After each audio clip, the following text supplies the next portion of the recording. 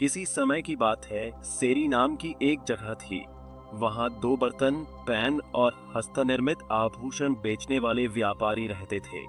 उन्होंने आपस में यह तय किया कि वे शहर को दो हिस्सों में बांट लेंगे। साथ ही ये भी सहमति बनी कि जब एक व्यापारी अपने हिस्से में बिक्री कर ले, तो दूसरा व्यापारी वहां जाकर अपनी कोशिश कर सकता है। एक दिन जब उनमें से एक व्यापारी एक गली से गुजर रहा था, तो एक गरीब छोटी बच्ची ने उसे देखा और अपनी दादी से कहा, दादी, मुझे एक कंगन चाहिए। बच्ची बोली, हमारे पास पैसे तो नहीं हैं, लेकिन हम अपना काला मैला सा पुराना बर्तन दे सकते हैं। दादी को यह विचार ठीक लगा और उन्होंने व्यापारी को अंदर बुलाया। व्यापारी ने देखा कि यह लोग बहुत गरीब और सीधे साधे हैं। उसे लगा कि इनसे सौदा करने का कोई फायदा नहीं, इसलिए वह जल्दी निकल जाना चाहता था। जब दादी ने उससे विनती की, तो उसने बेरुखी से कहा, मेरे पास ऐसा कोई कंगन नहीं जिसे तुम खरीद सको। दादी ने फिर कहा, हमारे पास एक पुरानी थाली है जो हमारे किसी काम की नहीं। क्या तुम इसे कंगन के बदले ले सकते हो? व्यापारी ने वह थाली हाथ में ली और उसे ध्यान से देखने लगा। उसने थाली के तल पर हल्का सा खरोंच लगाया और आश्चर्यचकित रह गया। काले मैल के नीचे असल में सोने की थाली छिपी हुई थी। लेकिन उसने यह बात जाहिर नहीं की। उसने सोचा, अगर मैं इन गरीब लोगों को धोखा दे दूं, तो ये कीमती थाली मुझे बहुत सस्ते में मिल जाएगी। वह बोला, यह तो किसी काम की नहीं, इसकी कोई कीमत नहीं है, मुझे यह नहीं चाहिए। ये कहकर वह वहां से चला गया। लेकिन उसके मन में एक योजना थी। जब यह लोग थाली के बदले और भी कम कीमत लेने को तैयार होंगे, तब मैं लौटकर इसे खरीद लूंगा। उधर दूसरा व्यापारी जब अपने इलाके में काम खत्म कर चुका, तो वह पहले वाले व्यापारी के पीछे पीछे चल पड़ा। संयोग से वह भी उसी घर पहुंचा। फिर से वही छोटी बच्ची अपनी दादी से बोली, दादी, इस बार हम अपनी पुरानी थाली देकर कंगन ले सकते हैं। दादी ने देखा कि यह व्यापारी पहले वाले की तरह रूखा सूखा नहीं, बल्कि नम स्वभाव का और दयालु लग रहा था।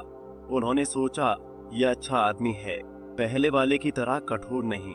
उन्होंने उसे अंदर बुलाया और वही पुरानी मैली थाली उसे दी। व्यापारी ने जैसे ही थाली को ध्यान से देखा, उसे भी समझ आ गया कि यह शुद्ध सोने की बनी है। उसने ईमानदारी से कहा, माँ, मेरी सारी चीजें और मेरे पास जितने पैसे हैं, वे सब मिलकर भी इस सोने की थाली के बराबर नहीं हो सकते। दादी को यह सुनकर बहुत आश्चर्य हुआ, लेकिन अब उन्हें यकीन हो गया कि यह आदमी ईमानदार। इस बीच लालची व्यापारी वापस लौटा। उसके मन में सोने की थाली का लालच बढ़ चुका था। उसने सोचा, अब ये लोग मेरी बात मान ही लेंगे। उसने दादी से कहा, मैंने अपने फैसले पर फिर से सोचा है।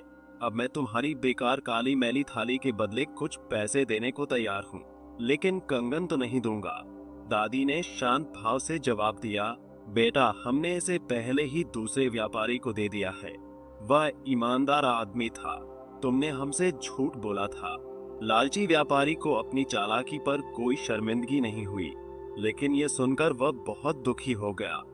मैंने सोने की थाली खो दी, जो कम से कम 1 लाख की होगी। उसने हड़बड़ा कर पूछा, वह किस दिशा में गया? दादी ने उसे नदी की ओर जाने का रास्ता बता दिया। लालची व्यापारी तुरंत भागा। उसे मन में बस एक ही विचार था, उसने मुझे लूट लिया। मैं उसे ऐसा करने नहीं दूंगा। जैसे ही वह नदी किनारे पहुंचा, उसने देखा कि ईमानदार व्यापारी नाव पर बैठ चुका था और धीरे धीरे नदी पार कर रहा था। उसने नाव वाले को चिल्लाकर कहा, नाव वापस लाओ। लेकिन अच्छे व्यापारी ने नाव वाले से कहा, बस आगे बढ़ते रहो। नाव वाला उसकी बात मानकर नदी के उस पार चला गया। अब लालची व्यापारी कुछ भी नहीं कर सकता था।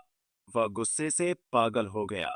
उसने अपने सीने पर मुक्के मारे, जमीन पर लौटने लगा और गुस्से से कांपने लगा। उसका क्रोध इतना बढ़ गया कि उसने खुद को तकलीफ पहुंचानी शुरू कर दी। जल्द ही उसे खून की उल्टियां होने लगीं। अत्यधिक क्रोध और जलन के कारण उसे दिल का दौरा पड़ा और वहीं उसकी मौत हो गई। शिक्षा, ईमानदारी सबसे अच्छी नीति है। अगर आपको कहानी अच्छी लगी हो, तो प्लीज लाइक कीजिए, सब्सक्राइब कीजिए और शेयर करना ना भूलें।